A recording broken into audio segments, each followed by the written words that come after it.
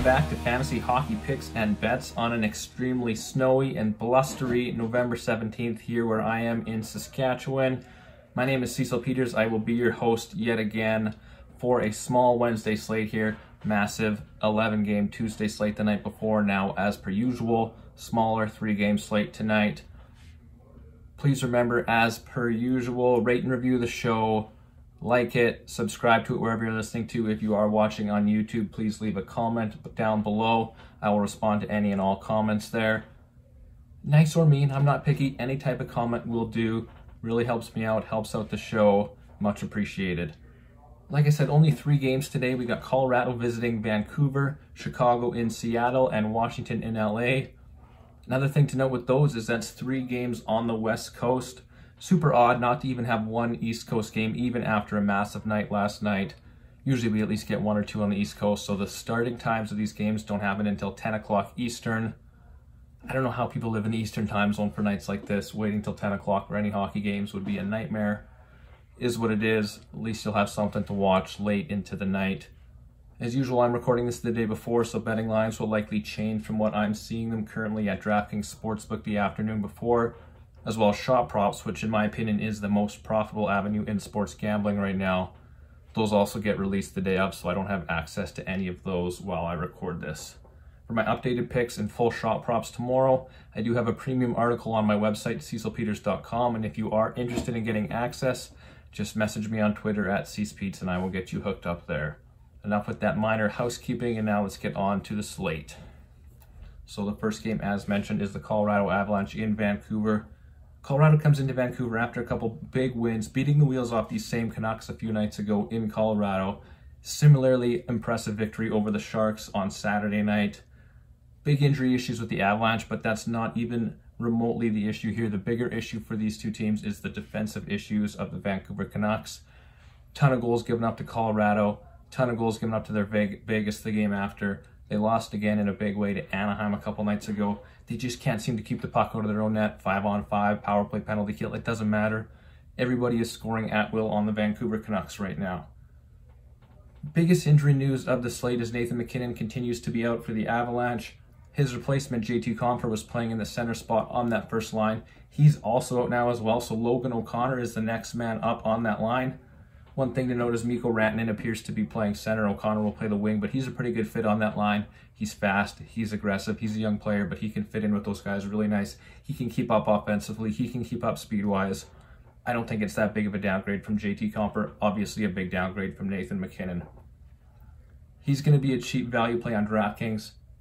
Very obvious play. Everybody will be on him, but you almost have to have him in a cash lineup, and even in GPPs at 40, 50, 60%. Not the worst play on a tiny slate. A little bit of a more subtle option if you want a cheap piece on DraftKings. Waiver wire pick up Nick Obkubel. Got him from the Flyers. He's kind of a 4th-line player there. He's been working with the top power play unit in practice for Colorado. Clearly they see something they like. I think it's going to be a net presence for this guy, so he should have a chance to get some tip-in goals, some rebounds, some shots, some opportunities there. He'll obviously come in a lot lesser owned than Logan O'Connor. Another injury issue for the Avalanche is on the blue line. Bowen Byron is going to miss this game with an injury. He missed last game as well. Sam Girard stepped up in a big way. Cale Makar is back, so I'm not too worried about the defensive depth in Colorado. Canucks, on the other hand, put their main offensive line together again. These guys kind of have an on-again, off-again relationship. It's actually pretty infuriating to bet on the Canucks for this reason, but it's JT Miller, Elias Pettersson, and Brock Besser. Yesterday in practice, they did practice together. They're frustrating when they're not working, but when they do work, it's mesmerizing. They can get 3-4 goals a night when they are clicking. I don't know that this is the spot for them, but they're always worth the risk on DraftKings if you do want to go that route. Current member of the Vancouver Canucks to target is probably Nils Höglander. He has 4 goals in his past 3 games. I think he even scored against Colorado a few nights ago. He was the only goal for the Canucks in that game. I would expect starter Thatcher Demko to get the nod here in goal. Yaroslav Halak got the last game. It doesn't matter what goalie these guys are playing right now. It isn't working. Demko's been hot and cold in the past, and he is currently ice cold. Hard to ignore his poor play right now. Can't really trust him in a DraftKings lineup, although he will be one of the cheaper goalies, probably the cheapest on the slate. I don't see the betting number getting any better for Colorado here. Minus 155 is probably as good as it gets. So if you like them, which I do, I would recommend getting that bet in as quick as you can before it becomes kind of an unbettable minus 170, minus 180 number, which I wouldn't be shocked to see. Logan O'Connor is a better fit for the top line than I think even JT Compher was. So I don't see much of a downgrade in that aspect from the team that just beat Vancouver and San Jose pretty handily. The only thing that would stop me here is if Darcy Kuemper doesn't get the start for the Avs. They haven't played in a couple days, so I would expect him to get the go in net. Colorado Avalanche minus 155. Easy bet to make if you can find it at that number. Next game on the night in Seattle, a place we love to target. I love the Seattle Kraken at home because I love betting against the Seattle Kraken at home. Here we go again.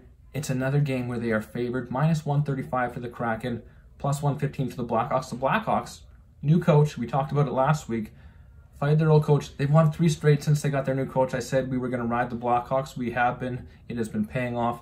And they're underdogs once again here, plus 115. I'm not sure who's getting the start in net for Chicago. I would prefer that it's Marc-Andre Fleury. Kevin Lankinen, also I would still bet the Chicago Blackhawks regardless of goalie, but Fleury would make me feel a little better about it. The Kraken have an average offense. They create a bunch of chances, but they don't really have finishing ability. Decent defensive structure as well, but like I said, the goaltending for Seattle is brutal. Philip Grubauer has been horrible. Chris Driedger in his limited starts has been horrible. They're just letting in, and they're letting in goals that you shouldn't let in. Wristers from the blue line that just, they're untouched. A little bit of a screen, but nothing crazy, and they just sail through. It's just been bad goals after bad goals. It is going to turn around at some point for Seattle. I don't necessarily think it's going to turn around to be a strength of the team, but it's not going to be as big of a weakness as it is right now. But we're riding the Blackhawks, and we're riding against the Kraken, and we get the team that we want at plus money. Easy bet to make. I just trust the finishing ability of the Blackhawks against the goaltending of the Kraken. Guys like Alex DeBrincat, Patrick Kane, Dom Kubalik. These guys can put the puck in the net against Seattle. They'll have plenty of opportunities to do so. I'm just happy to trust that. Take the plus money, bet the Hawks. For DraftKings, Hawks top line, Kirby Dach, Alex DeBrincat, Patrick Kane is always a great option. They will be super popular, as they should be, but Kane takes a ton of shots. DeBrincat takes a ton of shots. Kirby Dach sometimes takes a ton of shots. More importantly, he has been moved onto the top power play unit lately. He did miss some time with an injury last game. So Dylan Strome came in, minimum price on DraftKings, scored in the spot that Kirby Dach was supposed to be in, so maybe they keep Strome there with that success. Who knows? Either way, I like the price on Kirby Dach. I like the matchup that they have in this game. I like the goaltending that they're facing. So Kirby Dach, Patrick Kane, Alex DeBrincat, going to be one of my top targets of the night. I'm not opposed to playing the Kraken in DFS. I don't think they win this game, but I do think they get a couple goals. At any rate, they're going to get a lot of shots against the Blackhawks, especially once the Blackhawks have a lead. They give up a ton of shots, a ton of opportunities. Guys like Jaden Schwartz, Jordan Eberle have been taking a bunch of shots. Targeting them for shot props is always a good idea. Alex Swenberg's been centering those two. They've been a solid line. Jared McCann's playing well. Yanni Gord's playing well. Brandon Tanev's playing well. So Seattle does have players that you can go to in DraftKings. I just don't love the chance for them to score a ton of goals. But the floor with all the shots you're going to get against Chicago is pretty nice here. But like I said, I will be betting the Hawks at plus money, and I am also looking into betting the over. The matchup of Chicago's bad defense and Seattle's bad goaltending just reeks of a game where they're going to score a lot of goals. So if I can get something like over 6 at good odds, probably plus 120 or plus 130, I will be taking that. I won't be looking into that part of this game until tomorrow. Next and final game on the slate here, the Washington Capitals, minus 130 in LA, plus 110. My expectation is that I'm going to be betting the Los Angeles Kings tomorrow. I'm going to hold out. I want to see some injury news on the Washington side. I want to see how Washington performs the night before in Anaheim. And I do kind of want to see some injury news on the LA side as well. LA, one of the hottest teams in hockey, just came off an almost perfect road trip, spoiled at the end with an overtime loss in Winnipeg. They are playing a bit above their heads right now. They're getting some of the best goaltending in the league, but the forward depth makes me think that they can sustain it a little bit, maybe not to the point of winning 6 or 7 games in a row, but to the point of, hey, this team's at home, they're plus 110. You can bet that every time all year. You're going to end up making money on the year. Those are the kind of bets I like to make.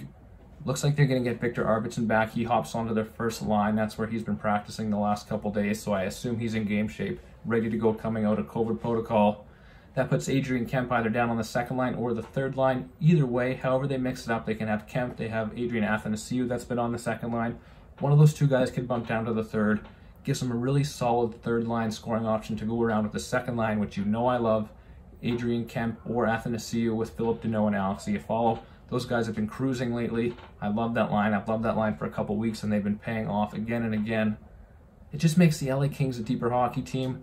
Their back end is suspect with some injuries that they have there, but they have been saved by the goaltending of Jonathan Quick and Calvin Peterson. I don't really care which one of these goalies plays for the Kings. Coming into the year, I thought Calvin Peterson was going to be the guy. Jonathan Quick's having a great year. He's playing way better than he did the last couple seasons, showing he's got a little more life left in him, so I don't hate it if Jonathan Quick gets the start here. In fact, that would probably be a slight preference for me. On the other side, Washington might get TJ Oshie back from the large list of injured forwards. Like I said, I am recording this before the game the night before. I don't think he's playing in Anaheim, but he did practice the morning before. That'd give their second line a real boost. TJ Oshie's always been the guy that you send out with the young rookie forwards on the second line. He's just kind of a calm, steadying presence for those guys, and that's a role that they need to fill in Washington right now because a lot of the players on the Washington forward group are young, untested rookies because there's so many injuries. They need to call up those guys, really relying on the depth. Top line's been scoring at an amazing rate all season long, but on a back-to-back across the country, all the responsibility they've had this year, it is understandable if they're a bit fatigued. You could see a bit of slowdown for Kuznetsov and Ovechkin. So the depth of the LA Kings could just be a bit too much for Washington to handle in this scenario. That being said, the power play potential and just the top end offensive skill of particularly Ovechkin and Kuznetsov can always come to play. They can score 3 goals in 5 seconds just like that. Fantastic finishing ability from these guys. But considering the travel, considering the injuries on the Capitals, plus 110 is just a bad number on the Kings. I would actually think that this number should be flip-flopped and Washington should be the underdogs and the Kings should be minus 130 here at home. So for me, all the time, that's going to be a green light to bet a game. You think the team that should be favored is plus 110, you bet it. So that's it for today's games. There's only 3, like I said. I do have the strong feelings on all of them, especially with the 2 slight underdogs that I love. My DraftKings leans kind of go the same way. The teams that I'm betting on, LA, Colorado, Chicago, that's where I'm looking at for DraftKings. Goalie's probably going to be whoever gets the start for the Kings. I love the way that their goalies are playing. We'll focus on defense and forward line combinations tomorrow once I see who's playing together in practice. As always, updated picks for DraftKings as well as updated bets and most importantly shot props will be in my premium article that I release tomorrow. LA and Chicago generally have a couple of players that I love targeting for shot props, so I do expect a few good options there.